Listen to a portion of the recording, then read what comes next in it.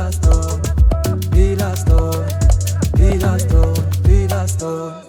TTV. Hey guys, it's a Block 7 on TTV. Guys, nkuko bisanzwe it's your girl Street Gigi tugiye kubana muri Block 7. The last episode mwe muri kumwe na mugenzi wanjye Ernest ariko ubu nagarutse. Ubushize mwavugaga kuri talent ziri muri youth kandi mwibuke ko turi muri mu biruhuko turi muri grande vacances. Guys, rero mugomba kudukurikira mukukurikirana ibiganiro byacu. Uyu munsi mbazaniye agashya. Mbazaniye agashya niko kundi ushobora kumenya uko unteye uko uteye uko mugenzi wawe ateye dukoresheje amabara.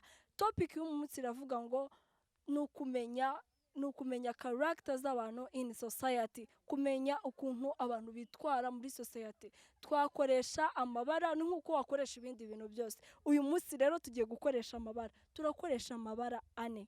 Ayo mabara ane yari budufashe kumenya ngo nteye ntya runaka ateye atya, nibyo biri buze kudufasha kugira ngo tumenye gahunda izarizo.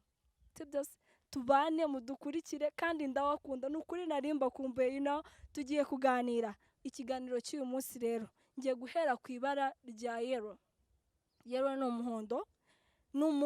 Umuhondo ni wa muntu ushobora gukora ibintu byiwe akabitangira ariko ntabikore ngo abisoze. Ubwo urumva ni wa muntu uvuga ati iki kintu nagikunze ngiye kugikora ariko ntagire ubwo bubasha n'ubushobozi bwo kuba yavuga ngo ndakirangiza. Muri character ziwe aba yumva ko nyine ibyo bihagije kuba yagicreatinze ari byo nyine bihagije, nta bindi bintu bigomba kujyaho. Irindi bara ni red, umutuku. Abantu bakunda umutuku cyangwa bakunda nyine gukoresha ibara ry'umutuku barabyumva. Umutuku ni wa muntu ushobora gukorana w'ikintu, yamara kugikora agahamagara abandi bakamwiyungaho bakagikora. Igitekerezo nike yashizemo imbaraga nyinshi kugira ngo akore icyo kintu.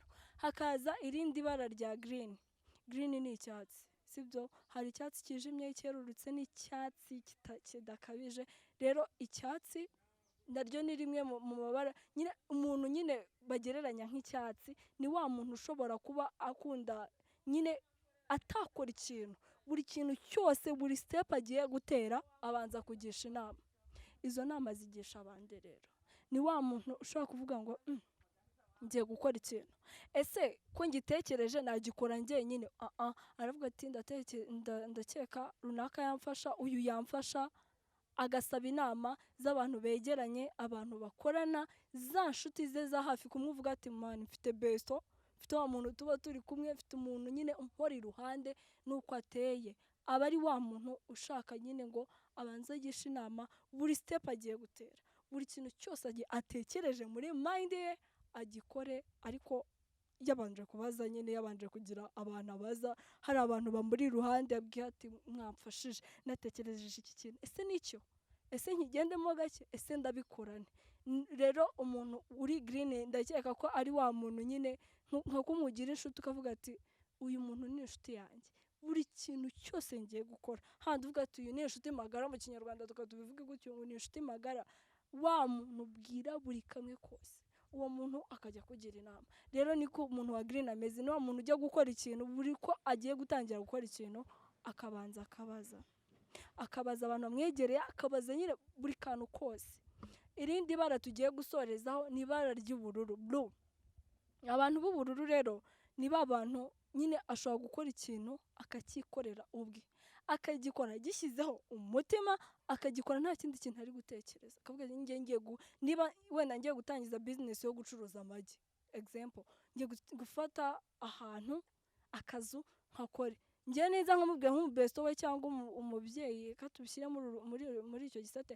Umubyeyi amubwira ati rero mwana wanjye amagi mbona atakugirira akamaro, umva nyine ntibishoboka. Ntago wamubuza kuko yabitekereje, yumvishe ko ari ibintu byanyabyo kuri we, yumvishe ko nyine ari ibintu by'ingenzi kuri we. Uwo muntu rero ni wa muntu ushobora kwitambika ahubwo akaba ari wacu intege, akaguca intege ahubwo ati ariko ibintu urimo urabizi, ibintu urimo urakora urabizi, ngiye nshaka gukora iki, nicyo kintu kindimo nyine.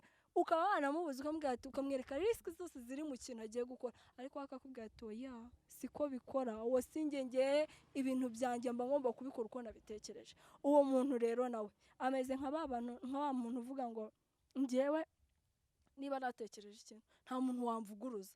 bantu batavuguruzwa nyine murabazi umuntu ushobora kuvuga ikintu ati ngenda avuze ngo ubwo nyine nuko uwo muntu nyine ugereranwa na Brundi wa muntu ukora ikintu directly uko agitekereje akagikora uko nta bindi bintu nta bindi bibazo umuzanyeho ngo umubaze ngo se uri mu biki kuki wabikoze ese ni iyihe mpamvu iri gutuma ubikora ibyo ntakeneye kubyumva ntabwo ibyo bishaka washaka ngo niba bitekereje abikore niba bishaka abikore ntabwo ameze nka wa wundi wa yero uvuga ngo ngewe niba nta ikintu sinkirangiza wa muntu wa yero rero agereranwa nge hari umuntu ugikunda kuvuga amagambo meza nkabikunda hari umuntu wavuze ngo aho kugira ngo ngewe mbe umuhanga ariko ndi umunebwe naba umuswa ariko w'umunyamwete kuko iyo uri umuswa w'umunyamwete abantu barakwigisha ukamenya kuko dufite abantu nyine mu gihugu sibyo no mu gihugu ni hafi ku isi yose wa muntu ushobora kuba yarize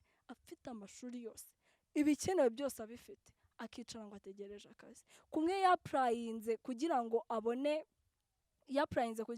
ishuri akumva ko ariko azapurayinga akabona akazi nta bindi bintu nta guca hirya no hino nta kwijaja aravuga ngo ngewe this way niko ndi bubigenze niko ndi bukore ibyanjye ku giti cyanjye wapi ariko tukagira n'abantu batize amashuri menshi murabizi ko abakire benshi bajya baduha ubuhamya n'uko nta wamenya bose bavuga ko batigeze bagera mu ishuri bakubwira ko arakubwira ati ngewe njya gutangira umushinga wanjye nta mashuri arenze nari mfite n'amashuri make ariko kuko nari mfite umwete nari nkunze ibyo ndimo byatumye ngera kuri ibi byose uwo muntu rero akagereranwa na wa muntu ugira wa muntu uba ari umuswa ariko agira umwete umuntu wakoze avuga ati ngewe nta mashuri mfite ariko mfite imbaraga ariko nashakisha ni wa muntu wihiringa nyine ibintu byose akihiringa uwo muntu ni wa wundi uvuga ati njyaho kugira ngo mbe umunyamwete ariko ntago byavamo ariko uzatinya umuntu uba uvuga ati ngewe nzicara akazi kazanyizanira ba bantu barushya leta bakavuga ati ngewe nta kazi mfite akazi se uzakabona utaragashatse rero ni abo bantu ba Brunge bashyira muri urwo rwego wa muntu uvuga ngo ngewe nzaba umuhanga ariko w'umunebwe uwo muntu nta kintu ageraho ubwo rero ni muri icyo gice cya Bru umuntu ufite ibara rya Bru ni wa muntu nyine ushobora kuba yabitekereza ariko ntabikore akaba yabitekereza akanabishyira akanakora nyine list agapuraninga byose ariko ntabe yabyikorera nyine akaba atabikora ariko yabipurayinze akabivuga ati ndabishyira aha ndakora iki ariko we ntabikora akavuga ati ngaha mwakire mu bikore ubwo nyine ni nka wa muntu uba warize afite amashuri menshi afite byinshi byo gukora akicara akavuga ati ngewe nkeneye ko narapurayinze ubwo n'akazi nzakabona nk'uko yabonye ishuri ntabwo ibyo bintu bishoboka ariko wa muswa w'umunyamwete mugereranya n'uwo muntu wa Bru uwo muntu wa Bru aba ari umuntu nyine we arabikora akavuga ati ngiye guhita mbikora nta bindi bintu nta kuvuga ngo ndabanza guca hehe no he wapi kuko arumva ko ibintu agiye gukora ari byo arumva ko ibintu agiye gukora ari byo bizamugeza kure ni wa muntu ugerageza buri kintu cyose kandi akakigerageza nta kuvuga ngo ntabyo nzi nta akiga umuntu w'umuswa ari kugira umwete ariga akamenya abantu baramwigisha akamenya ariko umuhanga ababizi ariko atagenda ngo abaze ati se bimeze bite atavuga ngo ndajya gushaka akazi atavuga ngo ndakora ibi ariko umuntu w'umuswa w'umunyamwete ameze nk'uriya muntu wa Bru njye ntabwo navuga ngo runaka na runaka ko sinzi ukuntu uteye nanjye ntabwo uzi ukuntu nteye wasanga nibereye muri green cyangwa nibereye muri red you never know ariko buri wese agomba kumenya agacariho buri wese agomba kumenya ngo nibiki twari bandi gukora nibiki mbandi gukora nibiki mbandimo ukamenya nyine boro zose uburimo so guys rero mudukurikirane ikiganiro ni Block 7 twavugaga the character of some people in society how people do the things. Some people have a different character and a different culture. That culture and that behavior makes people to be people. So we use that color to explain that behavior of some people. Dufite, you know. So mudukurikirane, like, share, comment. Ndabakunda cyane, njye nari nanabakumbuye. Ikiganiro cyari Block 7 on TTV. Guys, love you.